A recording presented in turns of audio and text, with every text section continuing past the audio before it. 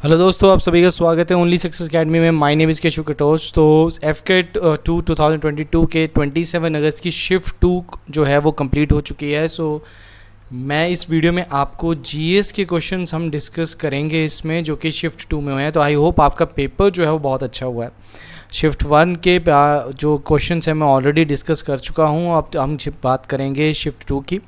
ठीक है, तो चलिए बढ़ते हैं। जो क्वेश्चंस मेरे पास आए हैं बच्चों की तरफ से, जो क्वेश्चंस हमें मिले हैं, देखिए कुछ क्वेश्चंस ऐसे भी हो सकते हैं कि जो कि किसी टॉपिक से हैं, बट एग्जैक्टली ये नहीं पता लगा है, क्योंकि ऑनलाइन एग्ज़ाम होता है तो पूरी कोशिश रहती है कि आप तक एग्जैक्ट वो क्वेश्चन पहुंचाया जाए। बट कुछ क्वेश्चंस का आइडिया मैं आपको दे दूंगा कि जिससे आपको ये पता लग जाएगा कि क्वेश्चन किस सेक्शन से आया। तो कल जिनका एग्ज़ाम है, कल लास्ट दिन है एग्ज़ाम का, तो all the best to them and I hope आप बहुत ही अच्छे से तैयारी कर चुके हैं और बहुत ही अच्छा आपका पेपर जाएगा।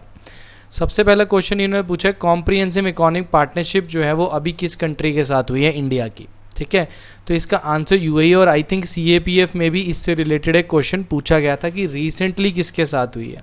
ठीक है, तो ये ध्यान में रखना है। देखिए इसरो के ऊपर क्वेश्चन आ ही रहा है, एक हमारे मिसाइल्स पे क्वेश्चन आ रहा है और इसरो के साथ क्वेश्चन आ रहा है। तो और हमारी नेवी के जो एयरक्राफ्ट कैरियर हैं या नेवी के वेपन्स हैं, एयरफोर्स के वेपन्स हैं, इनके ऊपर क्वेश्चन आएगा। तो इसको ध्यान से पढ़ के जाइएगा जिनका कल पेपर है। सेकंड जो है ये गगनयान के ऊपर पूछा है कि गगनयान मिशन का, देखो दो चीज़ों से क्वेश्चंस पूछा गया है।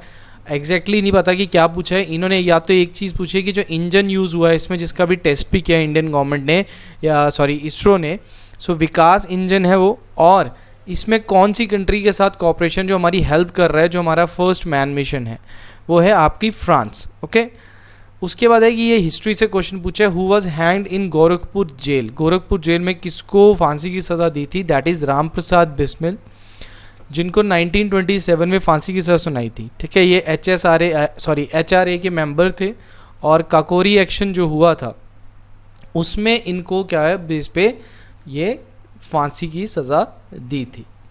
दूसरे इन्होंने पूछा, बड़ा सिंपल सा क्वेश्चन पूछा था कि ओजोन लेयर की जो थिकनेस है उसको किस यूनिट में नापा जाता है? तो इसको डॉप्सन यूनिट में नापा जाता है, ये सभी को पता है।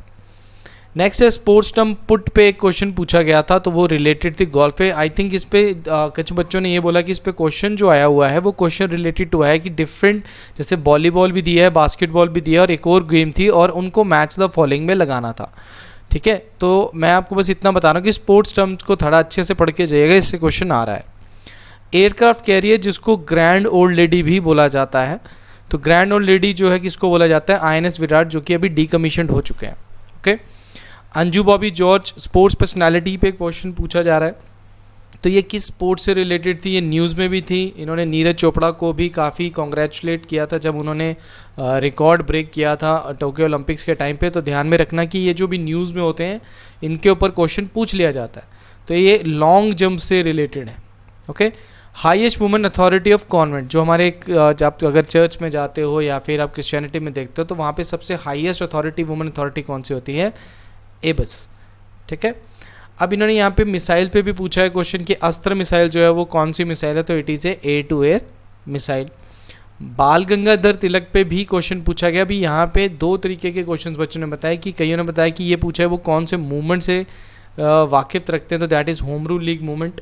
ठीक है, ऑप्शंस के देर पे होगा। और या एक है कि इनको लोकमान्य का टाइटल जो है वो किस मूवमेंट के टाइम पे मिला था? That is home rule league movement, जो कि 1916 में इन्होंने एनी बेसेंट के साथ किया था। तब इनको ये टाइटल जो है वो लोकमान्य तिलक का टाइटल मिला था, और तभी इन्होंने ये एक स्लोगन भी दिया था कि स्वराज मेरा जन्मसिद्ध अधिकार है और मैं इसे पाके ही रहूँगा, है ना। तो ये ध्यान में रखना है आपने।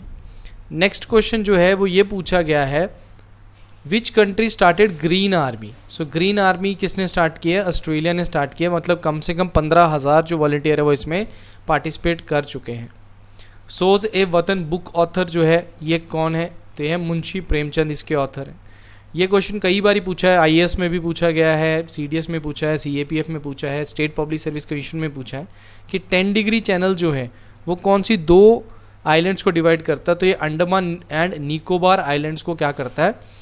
डिवाइड करता है। अगर आपसे कोई और ज़्यादा डीप पूछे, क्योंकि लास्ट ये सीडीएस का भी क्वेश्चन है, तो बट उसमें ऑप्शन क्या क्या दिए थे?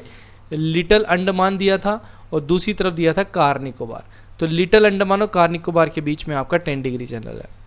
उसके बाद पूछा गया first thermal power plant in India कौन सा, तो that is Hussain Sagar thermal power plant जो कि हैदराबाद में है।